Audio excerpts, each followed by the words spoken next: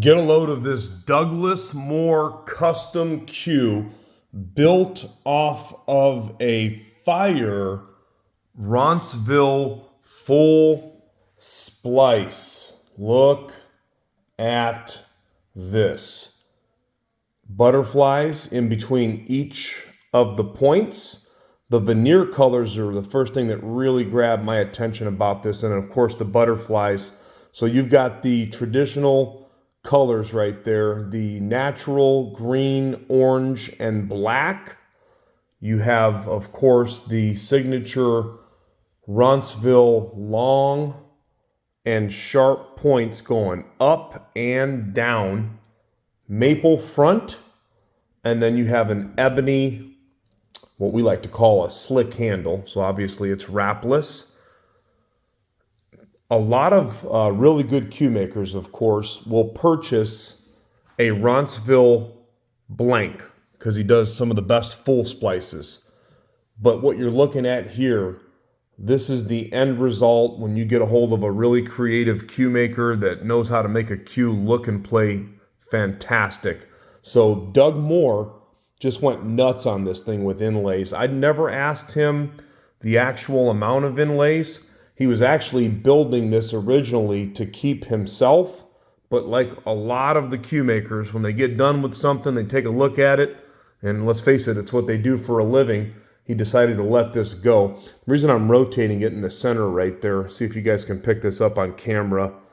Look at the shiny Abalone right in the center right here. Okay, so the white material is called Q4. By the way, the joint and the white part of the inlays and the butt cap and inside of the ring work, it's Q4.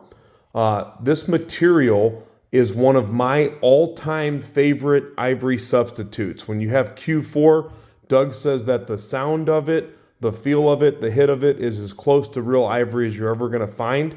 A lot of guys like to use different phenolics. I'm a huge fan of this Q4. It even has really nice kind of grainy texture to it, but the playability is always on point. Doesn't hit too hard, doesn't hit too soft. Just a nice firm hit. That is a 3/8-10 modified pin. Doug Moore usually just uses the radial, but he's been using the 3/8-10 lately, which is one of my personal favorite pins, probably just because I have so many shafts with that pin. I like the 3/8-11 and the 3/8-10. There's a lot of you guys out there, of course, that have the radials too. And I'm going to get right back into these inlays, but I want to start off by showing you, look at the inlays and how intricate they are, just even at the joint, okay?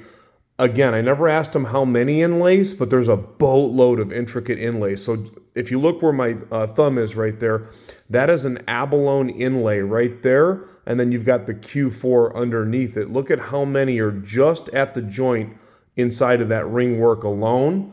And then as we go down into the cue, in between each of the points, look at all that Abalone inside of the Q4. I'm going to spin it so you can really get a perspective of how nice that looks.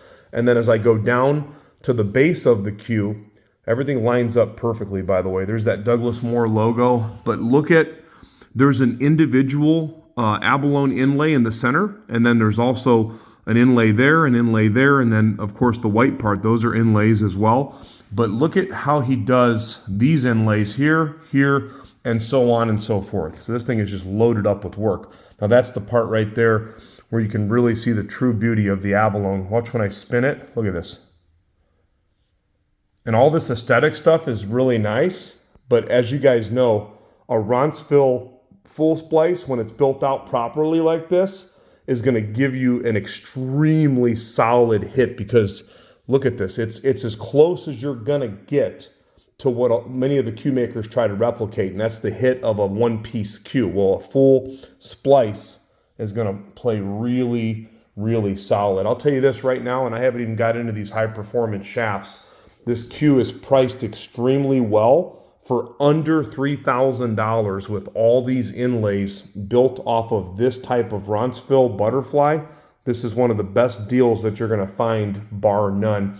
Looks like Cocobolo inside. Again, maple and ebony. I'm going to give you one more look.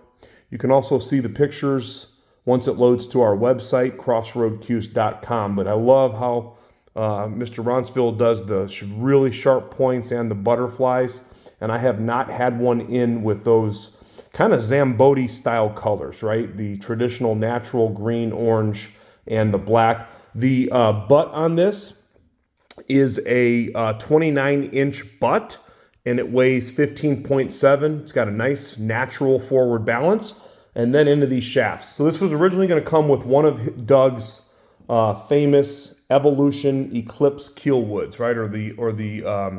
He calls them the Evolution Eclipse Kielwood because of the fact that they're so dark. He also lowers the front end weight and mass so that it's extra low deflection. I'm also a really big fan, as most of you know that follow our business and our pages, of Kielwood. Doug's play dynamic. People always ask me whenever they buy a cue that has one of these, how can I get another shaft? The truth of it is he's usually so busy building cues that he doesn't put out a lot of extra shafts. But anyway, this was going to come with just this originally. That's why it's got the matching ring work. And he actually threw the carbon in that's just got the black collar on it.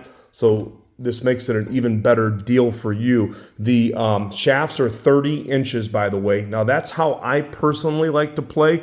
I've got a standard size cue, 30-inch shaft, so obviously you guys can do the math. This is a 59-inch cue. I'm going to run over this one time so you can get a really close look at how beautiful this full splice is.